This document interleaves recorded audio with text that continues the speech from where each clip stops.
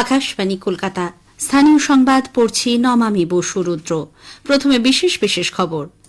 Voter তালিকার তথ্যগত অসঙ্গতি বা লজিক্যাল ডিসক্রিপেন্সি সংক্রান্ত সমস্ত নোটিশ আগামী 4 থেকে 5 দিনের মধ্যে সংশ্লিষ্ট ভোটারদের হাতে পৌঁছে দিতে নির্বাচন কমিশন কঠোর নির্দেশিকা জারি করেছে।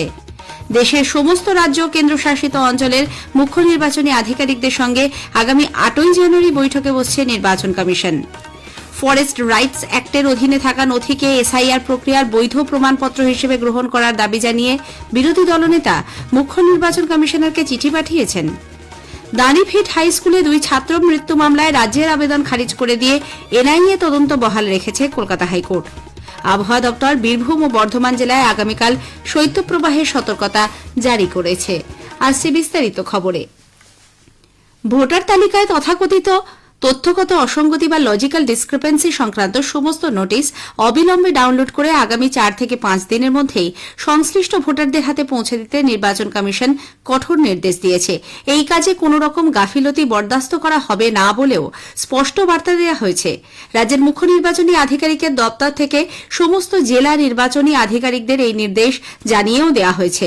আজ থেকে প্রতিদিন বিধানসভা কেন্দ্রভিত্তিক কতগুলি লজিক্যাল ডিসক্রিপেন্সি নোটিশ পাঠানো হলো তার বিস্তারিত রিপোর্ট জমা দিতে হবে। উল্লেখ্য, রাজ্যে ভোটার তালিকার বিশেষ নিবিড় সংশোধন চলাকালীন প্রথম দফায় তথ্যগত অসঙ্গতির তালিকায় প্রায় 1,36,00,000 ভোটারের নাম উঠে এসেছিল। তবে পরবর্তী যাচাই ও সংশোধনের পর সেই সংখ্যা কমেছে। ভোটমুখী রাজ্যগুলির পর এবার সমস্ত রাজ্য কেন্দ্রশাসিত অঞ্চলের মুখ্য নির্বাচনী আধিকারিকদের সঙ্গে বৈঠকে বসছে নির্বাচন কমিশন। আগামী 8ই জানুয়ারি সকাল 10টা থেকে জরুরি ভিত্তিতে দেশের সমস্ত রাজ্যের মুখ্য নির্বাচনী আধিকারিকদের নিয়ে বৈঠকে বসতে চলেছেন মুখ্য নির্বাচন কমিশনার জ্ঞানেশ কুমার। সূত্রে খবর, চলতি এসআইআর প্রক্রিয়া, ভোট প্রস্তুতি এবং আইন শৃঙ্খলা সংক্রান্ত একাধিক গুরুত্বপূর্ণ বিষয় এই বৈঠকে আলোচনা হতে পারে। নির্বাচন কমিশনের পূর্ণাঙ্গ বেঞ্চের সঙ্গে বৈঠকের পর আজ রাতেই দিল্লি থেকে ফিরছেন মুখ্য নির্বাচনী আধিকারিক মনোজ কুমার আগরওয়াল। আগামীকাল রাতে ফের তিনি দিল্লি রওনা হবেন বলে জানা গেছে। ভোটার তালিকায় বিশেষ নিবিড় সংশোধন প্রক্রিয়ার শুনানি পর্বে সম্প্রতি দক্ষিণ 24 পরগনার মগরাহাটে গিয়ে বিশেষ পর্যবেক্ষক সি মুরুগানের হেনস্থার ঘটনায় রাজ্য পুলিশের ডিজি নির্বাচন কমিশনের নির্দেশ মতো রিপোর্ট জমা দিয়েছেন। তবে রিপোর্টে কি আছে তা এখনো জানা যায়নি। এদিকে মুরুগান আজ দক্ষিণ 24 পরগনার বিভিন্ন এলাকা পরিদর্শন করেন। ভোটার তালিকার অসঙ্গতি রুখতে নির্বাচন কমিশন সরকারি দপ্তরে কর্মরত আধিকারিক ও কর্মীদের কাছ থেকে লিখিত হলফনামা নেওয়ার প্রক্রিয়া শুরু করছে। কোন সরকারি কর্মীর নাম 2টি আলাদা বিধানসভা কেন্দ্রের ভোটার তালিকায় রয়েছে কিনা সে বিষয়ে নিশ্চিত হতেই এই উদ্যোগ। নির্বাচন কমিশন সূত্রে জানা গেছে, এই মর্মে রাজ্যের বিভিন্ন সরকারি দপ্তরে চিঠি পাঠানো হয়েছে। কেন্দ্রের বিকশিত ভারত গ্যারান্টি ফর রোজগার অ্যান্ড আজীবিকা মিশন গ্রামীণ বিকশিত ভারত জি রামজি আইন শ্রমিকদের অধিকার সুরক্ষা একটি সাংবিধানিক প্রতিশ্রুতি বলে বিজেপি দাবি করেছে। কলকাতায় আজ এক সাংবাদিক বৈঠকে দলের রাজ্য সভাপতি শ্রমিক ভট্টাচার্য এই নতুন আইন নিয়ে বিস্তারিত আলোচনা করেন। তিনি বলেন, পশ্চিমবঙ্গে 100 দিনের প্রকল্পে ব্যাপক দুর্নীতি, ভুয়ো জব কার্ড এবং তহবিল নয়ছয়ের কারণে প্রকৃত শ্রমিকরা তাদের ন্যায্য প্রাপ্য থেকে বঞ্চিত হয়েছেন। 100 দিনের কাজে যে পশ্চিমবঙ্গ ছাড়া অন্য কোন রাজ্যে দুর্নীতি হয়নি এটা মনে করবার কোথাও কোনো কারণ নেই। কিন্তু যেখানে দুর্নীতি হয়েছে সেখানে সরকার তাদের বিরুদ্ধে ব্যবস্থা নিয়েছে, তাদের কাছ থেকে টাকা উদ্ধারের প্রচেষ্টা করেছে, তাদের সম্পত্তি বাজেয়াপ্ত করেছে। কিন্তু পশ্চিমবঙ্গে এ ধরনের ঘটনা বিরল। পশ্চিমবঙ্গে কার্যতই প্রাতিষ্ঠানিক লুটকে এবং সীমাহীন দুর্নীতিকে একটা সরকারি শিলমোহর লাগিয়ে দেওয়া হয়েছে। 2025 সালে কর আইন থেকে আইন সংস্কারে এসেছে বহু ক্ষেত্রে। গত 15ই আগস্ট প্রধানমন্ত্রী নরেন্দ্র মোদী বিকশিত ভারতের জন্য আইন পুনর্গঠনের প্রয়োজনীয়তা বিষয়ে যে আহ্বান জানিয়েছিলেন তা প্রতিফলিত হয়েছে এই সংস্কারগুলিতে। একটি প্রতিবেদন। বিকশিত ভারত গড়ে তোলার লক্ষ্যে প্রধানমন্ত্রী নরেন্দ্র মোদীর নেতৃত্বে 2025 সালে বহু সংস্কার সম্পন্ন হয়েছে। কলকাতায় নিযুক্ত মিনিস্ট্রি অফ লেবার অ্যান্ড এমপ্লয়মেন্টের ডেপুটি কমিশনার সতীশ জৈন জানিয়েছেন, শ্রমকোড 2025 পূর্ববর্তী আইনের থেকে অনেক বেশি সামাজিক সুরক্ষা দেবে সংগঠিত ও অসংগঠিত ক্ষেত্রের কর্মীদের। पहले वो प्रोड्यूसर टैक्स को लेके जैसे कि आगे की अप्रोप्रिएट गवर्नमेंट की डेफिनेशन चेंज थी, वेजेस की, वर्कर्स की डेफिनेशन चेंज थी, उसको सिंप्लीफाई किया है हम लोगों ने। पहली बार हम लोगों ने emergency of fix term contracts की बात करी गई है। गिग और गिगर प्लेटफॉर्म वर्कर्स काफी बढ़ गए हैं। टेलीफोन सोशल सिक्योरिटी का हानि, पहली बार हम लोगों ने एक्ट में उनको डिफाइन किया गया, उनके के लिए प्रावधान करे गए हैं। जेंडर के नाम पे आप डिस्क्रिमिनेशन नहीं कर सकते किसी को रिक्रूटमेंट पे, ये बहुत बड़ा प्रावधान है। কাশফির নাহার, আকাশবাণী সংবাদ, কলকাতা। আজকের প্রসঙ্গ অনুষ্ঠানে আজ শুনবেন বিশেষ আলোচনা অযোধ্যা থেকে ইউনেস্কো। আইনজীবী দেবজিৎ সরকারের সঙ্গে কথা বলেছেন কল্যাণ লাহা। আকাশবাণী সংবাদ বিভাগ প্রযোজিত অনুষ্ঠানটি শুনবেন এই স্থানীয় সংবাদের ঠিক পরেই গীতাঞ্জলি এবং ডিটিএইচ বাংলায়।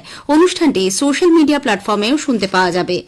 স্থানীয় সংবাদ শুনছেন আকাশবাণী কলকাতা কেন্দ্র থেকে।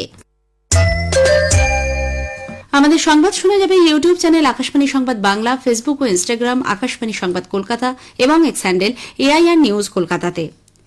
বিজেপি ফরেস্ট রাইটস অ্যাক্টের অধীনে থাকা নথিকে এসআইআর প্রক্রিয়ায় বৈধ প্রমাণপত্র হিসেবে গ্রহণ করার দাবি জানিয়েছে। কলকাতায় আজ এক সাংবাদিক বৈঠকে বিরোধী দলনেতা শুভেন্দু অধিকারী বলেন, এসআইআর চলাকালীন বহু চা বাগান শ্রমিকের কাছে জন্ম বা শিক্ষাগত শংসাপত্র না থাকায় ভোটার তালিকা থেকে তাদের নাম বাদ পড়ার আশঙ্কা তৈরি হয়েছে। এ বিষয়ে দার্জিলিংয়ের সাংসদ রাজু বিস্তা নির্বাচন কমিশনের কাছে আবেদন জানিয়েছেন। তার বক্তব্য, 2006 সালের ফরেস্ট রাইটস অ্যাক্ট অনুযায়ী চা বাগান শ্রমিকদের জমির মালিকানা বা অধিকার পাওয়ার কথা থাকলেও রাজ্য সরকার সেই আইন কার্যকর করেনি। শুধুমাত্র পশ্চিমবঙ্গেই এই আইন মানা হচ্ছে না বলে বিরোধী দলনেতা জানান। লিজ বা ভাড়া দেওয়ার মাধ্যমে শ্রমিকদের অধিকার খর্ব করা হচ্ছে। শ্রী অধিকারী আরও বলেন, আলিপুরদুয়ার ও জলপাইগুড়ি জেলার একাধিক চা বাগানে গত 4-5 মাস ধরে শ্রমিকরা বেতন পাচ্ছেন না। हमारी टी गार्डन का मैनेजमेंट और लेबर का जो इशू है, पश्चिम बंगाल का लेबर डिपार्टमेंट तो कुछ काम करने वाला नहीं है, आपको पता ही है। चा बागान को ममता बनर्जी ने 25% सेल आउट करने के लिए उन्होंने असेंबली में कानून लाकर पारित कर दिया। वहाँ रेस्टोरेंट बन रहा है, बार बन रहा है, वाइन शॉप बन रहा है। चा बागान को खत्म करने का ये लोग का पूरा प्लानिंग है। 4-5 महीने हमारी सैलरी नहीं मिल रहा है। বিরোধী দলনেতা জানান, ফরেস্ট রাইটস অ্যাক্টের অধীনে নথিগুলি বৈধ প্রমাণপত্র হিসেবে গ্রহণের জন্য তিনি নিজেই মুখ্য নির্বাচন কমিশনারকে চিঠি দিয়েছেন। রাজ্য পুলিশের পরবর্তী মহানির্দেশক নিয়োগকে কেন্দ্র করে প্রশাসনিক ও আইনি জটিলতা সৃষ্টি হয়েছে। পরবর্তী মহানির্দেশকের নাম প্রস্তাব করে রাজ্য সরকারের পাঠানো প্যানেল এমপ্যানেলমেন্ট কমিটির কাছে যে পাঠানো হয়েছিল তা ফেরত পাঠিয়েছে ইউনিয়ন পাবলিক সার্ভিস কমিশন। পাশাপাশি ইউপিএসসির তরফে রাজ্যের মুখ্যসচিব নন্দিনী চক্রবর্তীকে পাঠানো চিঠিতে ডিজি পদে রাজীব কুমারের নিয়োগ নিয়েও একাধিক প্রশ্ন তোলা হয়েছে। উত্তর দিনাজপুরের দাড়িভিট হাই স্কুলে 2 ছাত্র মৃত্যু মামলায় রাজ্যের আবেদন খারিজ করে দিয়েছে কলকাতা হাইকোর্ট। এই মামলায় এনআইএ তদন্তের নির্দেশ দিয়েছিল হাইকোর্টের সিঙ্গেল বেঞ্চ। তাকে চ্যালেঞ্জ করে ডিভিশন বেঞ্চে যায় রাজ্য। মামলা দীর্ঘ শুনানির পর 2 বিচারপতি সব্যসাচী ভট্টাচার্য ও সুপ্রতিম ভট্টাচার্যের ডিভিশন বেঞ্চ আজ জানিয়েছেন, এনআইএ যে তদন্ত করছে তাতে আদালত কোনো হস্তক্ষেপ করবে না। 2 মাসের মধ্যে তদন্ত শেষ করতে হবে বলেও ডিভিশন বেঞ্চ জানিয়েছে। উল্লেখ্য, 2018 সালে দাড়িভিট স্কুলে উর্দু ভাষার শিক্ষক নিয়োগকে কেন্দ্র করে পুলিশ ও জনতার মধ্যে খণ্ডযুদ্ধ বাধে। পুলিশের গুলিতে স্কুলের 2 প্রাক্তন পড়ুয়া রাজেশ সরকার ও তাপস বর্মন প্রাণ হারান। ঘটনার 5 বছর পর 2023 সালে কলকাতা হাইকোর্ট এনআইএ তদন্তের নির্দেশ দেয়। আবহাওয়া দপ্তর আগামীকাল বীরভূম ও বর্ধমান জেলায় শৈত্যপ্রবাহের সতর্কতা জারি করেছে। আগামী 5 দিন রাজ্যের প্রায় সব জেলাতেই শীতল আবহাওয়ার পূর্বাভাস রয়েছে। কলকাতায় আজ 2013 সালের পর সবথেকে কম সর্বনিম্ন তাপমাত্রা রেকর্ড করা হয় 10.2 ডিগ্রি সেলসিয়াস, স্বাভাবিকের থেকে 3.7 ডিগ্রি কম। এদিকে আজ সর্বোচ্চ তাপমাত্রাও প্রায় 7 ডিগ্রি কমে 18 ডিগ্রি সেলসিয়াস হয়েছে, যা জানুয়ারি মাসের নিরিখে একটি রেকর্ড। এদিকে বঙ্গোপসাগরে একটি নিম্নচাপ তৈরি হয়েছে, যা 48 ঘণ্টায় দক্ষিণ পশ্চিম বঙ্গোপসাগরে সুস্পষ্ট নিম্নচাপে পরিণত হবে। এর প্রভাবে উত্তর ও উত্তর পশ্চিমে বায়ু প্রবাহ বেড়ে যাওয়ায় এ রাজ্যে ঠান্ডা বেশি অনুভূত হচ্ছে বলে আবহাওয়া দপ্তরের পূর্বাঞ্চলীয় প্রধান ড হাবিবুর রহমান বিশ্বাস জানিয়েছেন। কলকাতাতে এর আগে 10-এর নিচে দেখা গেছে 2013 সালে 9 জানুয়ারি 9.0 হয়েছিল এবং আগামী 48 ঘন্টায় আমাদের দক্ষিণ পূর্ব থেকে দক্ষিণ পশ্চিম বঙ্গোপসাগরে পশ্চিমবঙ্গের উপরে উত্তর উত্তর পশ্চিম দিক থেকে যে হাওয়াটা আসছে তার গতিবেগ কিছুটা হলেও বেড়েছে, যার জন্য এই তাপমাত্রাটা আরেকটু কমেছে। এই বায়ুর নিম্নস্তরের ভাগে বাতাসের গতিবেগ বেড়ে যাওয়ার জন্য আমাদের তাপমাত্রা কমতে সহায়তা করেছে। জলপথে বিপদগ্রস্ত কোন মানুষকে উদ্ধার করতে এবার সাগর মেলায় নতুন সংযোজন লাইফ বয় ওয়াটার ড্রোন। নদীপথের মানুষ দুর্ঘটনায় পড়লে রিমোট কন্ট্রোলের সাহায্যে তাদের উদ্ধার করা হবে। 1 কিলোমিটার দূরত্বের মধ্যে 7 মিটার প্রতি সেকেন্ড গতিবেগে ওই ড্রোন পৌঁছে যাবে বিপদগ্রস্তের কাছে। স্বয়ংক্রিয়ভাবে মাত্র 2 সেকেন্ডে উদ্ধার কাজ চালাবে লাইফ বয় ওয়াটার ড্রোন। 1000 কেজি পর্যন্ত ওজন বহন সক্ষম ড্রোনটি। শেষ করার আগে স্থানীয় সংবাদের বিশেষ কিছু অংশ আরও একবার। ভোটার তালিকার লজিক্যাল ডিসক্রিপেন্সি সংক্রান্ত সমস্ত নোটিশ আগামী 4 থেকে 5 দিনের মধ্যে সংশ্লিষ্ট ভোটারের হাতে পৌঁছে দিতে নির্বাচন কমিশন নির্দেশিকা জারি করেছে। দেশের সমস্ত রাজ্য ও কেন্দ্রশাসিত অঞ্চলের মুখ্য নির্বাচনী আধিকারিকদের সঙ্গে আগামী 8ই জানুয়ারি বৈঠকে বসছে নির্বাচন কমিশন। স্থানীয় সংবাদ শেষ হলো। এরপরের খবর খেলার খবর 8টা বেজে 10 মিনিটে।